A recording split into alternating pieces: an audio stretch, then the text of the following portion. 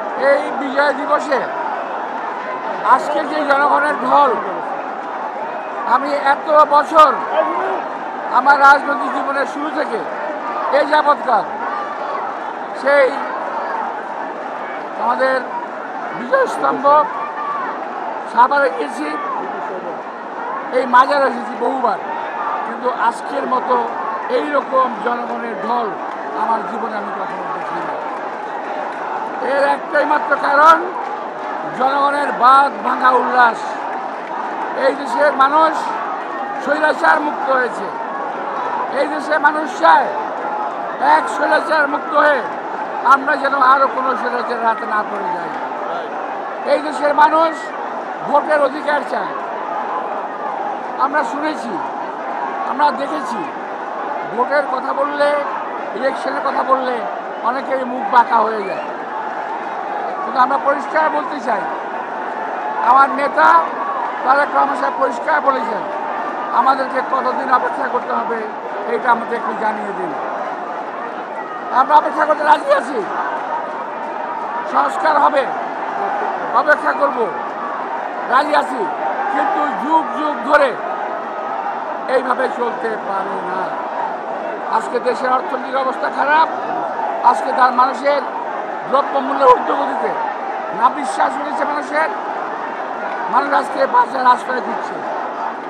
মানুষ কথা বলতে পারছে ঠিকই, কিন্তু দেশের মানুষের অভাবের কারণ রয়ে গেছে। যতক্ষণ পর্যন্ত নির্বাচিত সরকার না আসবে ততদিন পর্যন্ত এই সমস্যার কোনো সমাধান হবে না। তাই আমরা চাই এই সরকার একটা রোডম্যাপ ঘোষণা করুক। একজন উপদেষ্টা কয়েকদিন আগে বলেছেন, আমি তার জবাব দিতে চাই না, যে 53 বছর রাজনৈতিক নেতৃবৃন্দ কি করেছে। আমরা বলতে চাই, আপনি রাজনীতি করেন না, সুতরাং রাজনৈতিক ব্যক্তিত্ব সম্পর্কে একটু দয়া করে সম্মান নিয়ে কথা বলবেন। একজন রাজনীতিবিদ একদিনে তৈরি হয়ে যায় নাই। দেশনেত্রী বেগম খালেদা জিয়া, তারেক রহমান কিংবা মির্জা ফখরুল ইসলাম আলমগীর কিংবা এখানে যারা দাঁড়িয়ে আছেন, এরা একদিনে তৈরি হয় না। সুতরাং রাজনৈতিক ব্যক্তিত্বরা যা বলে সে কথাগুলোকে বোঝার চেষ্টা করেন, মানার চেষ্টা করেন। এই কথা ভাববেন না যে আমরা ক্ষমতায় যাওয়ার জন্য লড়াই করি। ক্ষমতা আমরা কখনোই বলি নাই, আগে বলি না, কখনো বলবো না। আমরা চাই জনগণের ভোটের অধিকার, আমরা চাই গণতন্ত্র। ভাই, আজকে জাতির উদ্দেশ্যে ভাষণ দিয়েছেন প্রধান উপদেষ্টা।